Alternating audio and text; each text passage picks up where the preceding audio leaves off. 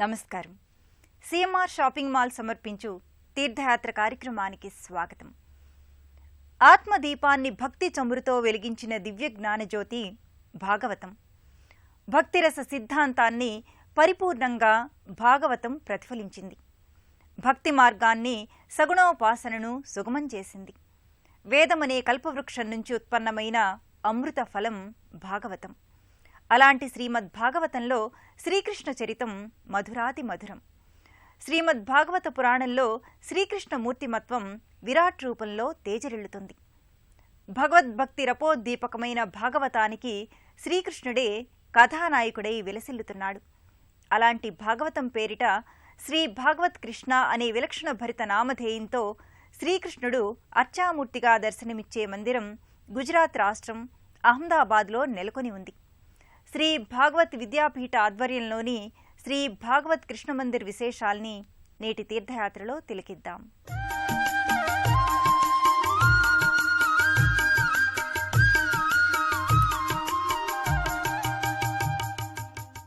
భక్తి మార్గం ద్వారా మోక్షపథాన్ని అందించే కృష్ణ పరమాత్మ.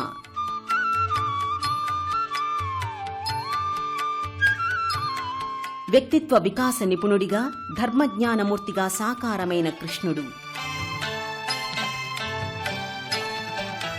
భాగవతంలో ప్రకటితమైన శ్రీకృష్ణుడి ఆదర్శ మూర్తిమత్వం. గుజరాత్ రాష్ట్రం అహ్మదాబాద్లో నెలకొన్న శ్రీ భాగవత కృష్ణ మందిరం.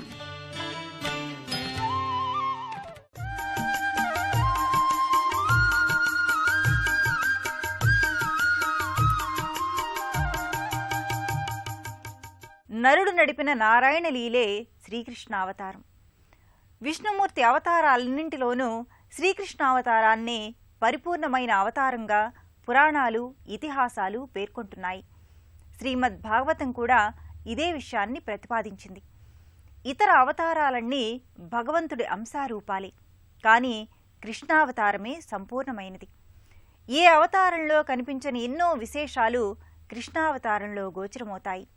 అందుకే కృష్ణుడి రూపానికి, పాత్రకు ఎంతో వైశిష్ట్యం ఉంది.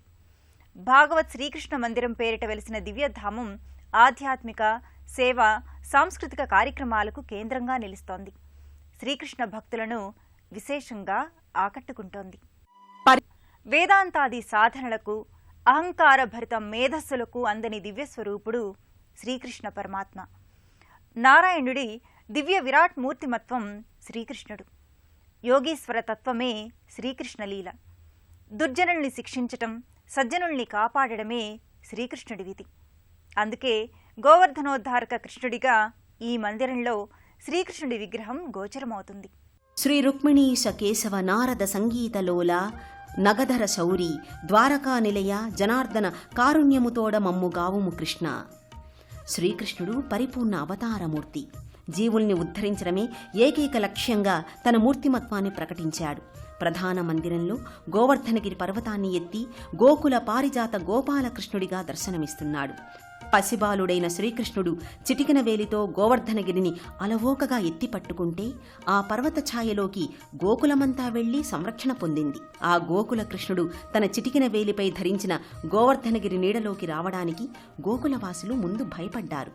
ఆ సందర్భంలో కృష్ణుడు వారికి ఇలా అభయమిచ్చాడు. బాలుండీతడు కొండదొడ్డది మహాభారంబు సైరింపగా జాలడోయని దీని కింద నిలువన్ శంకింపగరాదు. ఈ శైలంబోనిధి జంతు సంయుత ధరాచక్రంబు పైబడ్డ నాకేలల్లాడదు బంధులారా నిలుడీ క్రిందన్ ప్రమోదంబుగన్ అంటూ వారికి కృష్ణుడు ఆహ్వానం పలికాడు. అప్పుడు గోపాలమిత్రులందరికీ ధైర్యం కలిగింది. పరమాత్మ పిలుపునందుకున్న వారంతా గోవర్ధన పర్వత ఛాయలోకి చేరుకుంటారు. నిజానికి వారంతా చేరుకున్నది ఆశ్రిత వత్సలుడైన కృష్ణ పరమాత్మ కరుణ, దయ, అనుగ్రహం అనే చల్లని నీడలోకి. అప్పుడు వారికి ఎలాంటి భయమూ ఉండదు. భాగవతమనే మహాపర్వతాన్ని అలంకారప్రాయంగా తాను ధరించి భక్తుల్ని ఆ మహాపర్వతాగ్రఛాయలోకి ఆహ్వానించి భక్తులకు శరణు అందించిన భాగవత కృష్ణుడి దర్శనం సకల సన్మంగళకారకం, అభయానంద ప్రదాయకం, ఆనంద జీవనకారకం.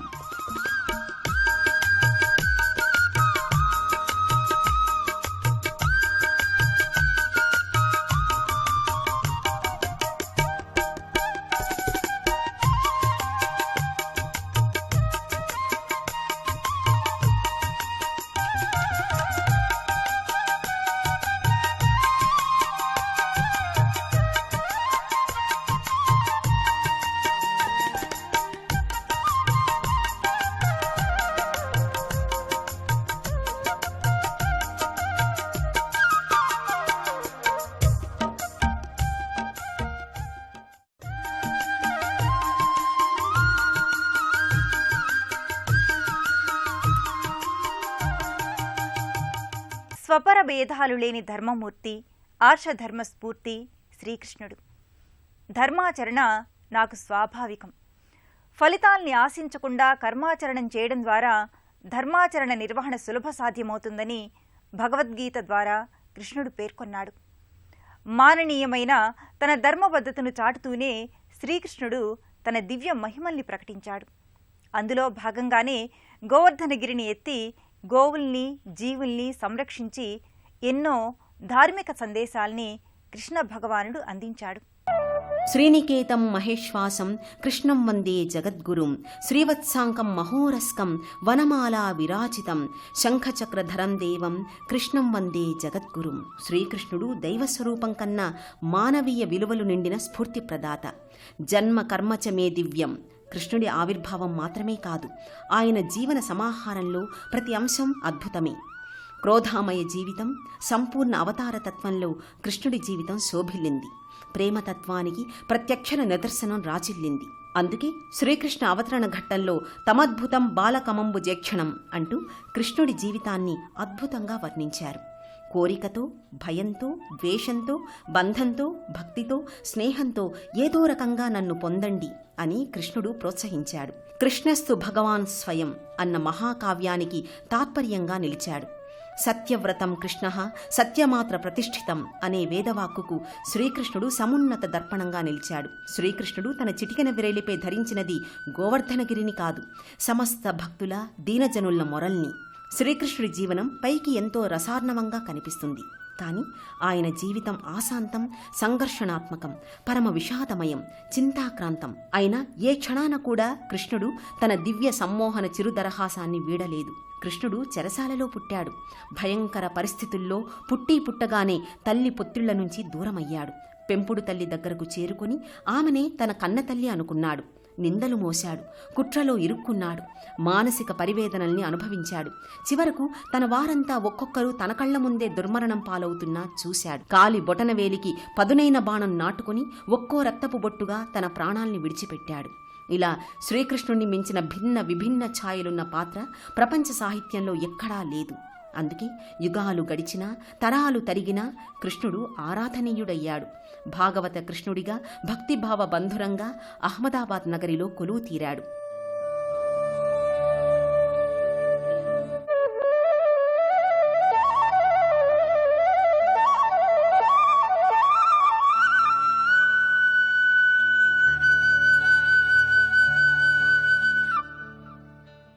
భాగవత్ శ్రీకృష్ణ మందిరంలో పలు ఉపాలయాలు, దర్శనీయ స్థలాలు ఉన్నాయి.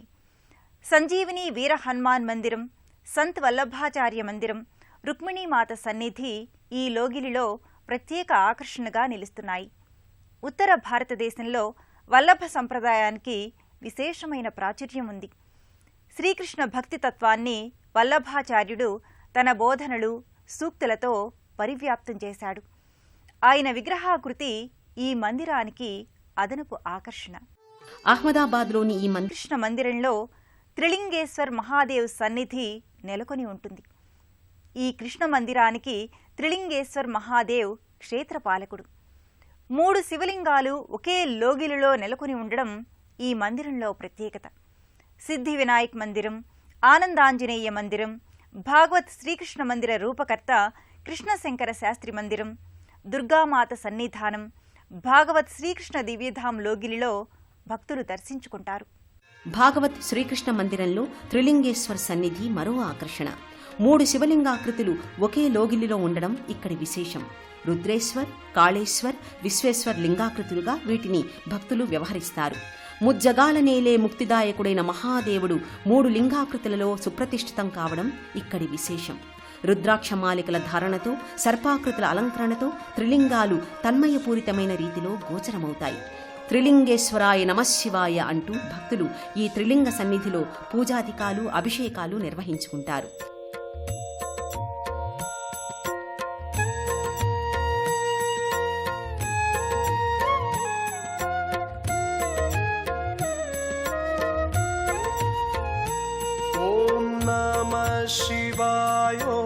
భాగవత్ శ్రీకృష్ణ మందిరంలో ఉన్న మరో ముఖ్య సన్నిధి ఆనందాంజనేయ మందిరం. శ్రీరాముడికి ఆనందాన్నిచ్చి లక్ష్మణుని ప్రాణాల్ని నిలిపిన వీరాంజనేయుడు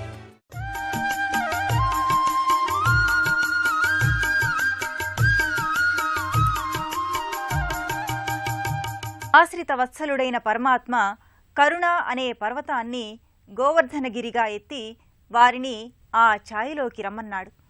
అప్పుడు భక్తులకు ఎలాంటి భయం ఉండదు. గోపాలదేవుడి గో సంరక్షణ అనేది జీవుల రక్షణకు సంకేతం. సేవ, శరణాగతి, పరోపకారాలనేవి శ్రీకృష్ణావతారంలో ముఖ్య పార్శ్వాలు. అందుకే తగిన రీతిలో శ్రీ భాగవత్ విద్యాపీఠం శ్రీకృష్ణ మందిరం నిర్వహణతో పాటు పలు సేవా కార్యక్రమాల్ని విస్తృతంగా నిర్వహిస్తోంది. భాగవత్ విద్యాపీఠ్ అనేక సేవా కార్యక్రమాల్ని నిర్వహిస్తోంది. ఔత్సాహిక విద్యార్థులకు వేద పాఠశాలను నిర్వహిస్తూ భారతీయ వేద విద్యను ప్రచారం చేస్తోంది. పేద విద్యార్థుల కోసం పారిశ్రామిక శిక్షణా సంస్థ ఐటీఐని నెలకొల్పింది. ఉచిత వైద్యశాలను ఏర్పాటు చేసి రోగులకు ఔషధాలను పంపిణీ చేస్తోంది. పేద విద్యార్థులకు వసతి సౌకర్యాలను, భోజన సదుపాయాల్ని కల్పించింది. వృద్ధాశ్రమాన్ని నిర్వహిస్తూ వయోవృద్ధులకు భాగవత్ విద్యాపీఠ్ చేయూతనందిస్తోంది. గోశాల ఏర్పాటు చేసి గోవుల్ని పరిరక్షిస్తోంది. ఆధ్యాత్మికత ద్వారా సేవా నిరతి అనే నినాదాన్ని భాగవత్ విద్యాపీఠ్ సాకారం చేస్తోంది.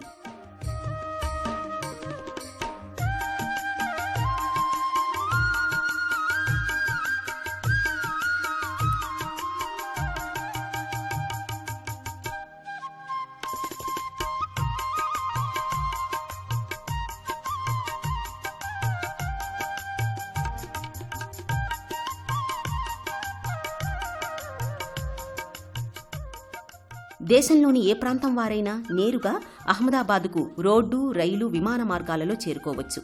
హైదరాబాద్ నుంచి జహీరాబాద్, హుమ్నాబాద్, సోలాపూర్, పండరీపూర్, పూణే, ముంబై, వాపి, నవసారి, సూరత్, వడోదర్ల మీదుగా అహ్మదాబాద్కి చేరుకొని స్థానిక వాహన సదుపాయాలతో శ్రీ భాగవత్ శ్రీకృష్ణ మందిరానికి చేరుకుంటారు. విజయవాడ నుంచి వెళ్లే తీర్థయాత్రికులు సూర్యాపేట, హైదరాబాద్, జహీరాబాద్, హుమ్నాబాద్, సోలాపూర్, పండరీపూర్, పూణే, ముంబై, వాపి, నవసారి, సూరత్, వడోదర్ల మీదుగా అహ్మదాబాద్కి చేరుకుంటారు. మహానగరంలో నెలకొని ఉన్న శ్రీ భాగవత్ శ్రీకృష్ణ మందిరానికి చేరుకుంటారు. సర్వధర్మాన్ పరిత్యజ్య మమేకం శరణం వ్రజ. అందరి యోగక్షేమాల్ని తానే వహించి భక్తులనే దీనులకు ఆశ్రయం కల్పించే దీనజన బాంధవుడు శ్రీకృష్ణుడు. అనంతకాల స్వరూపునిగా కాలాతీతమైన దివ్య సందేశాల్ని ఆవిష్కరించి శ్రీకృష్ణుడు జగద్గురువుగా తేజరిల్లుతాడు. శ్రీకృష్ణ శరణం మమ అని స్వామిని ప్రార్థిద్దాం. మరో తీర్థయాత్రలో కలుసుకుందాం. నమస్కారం.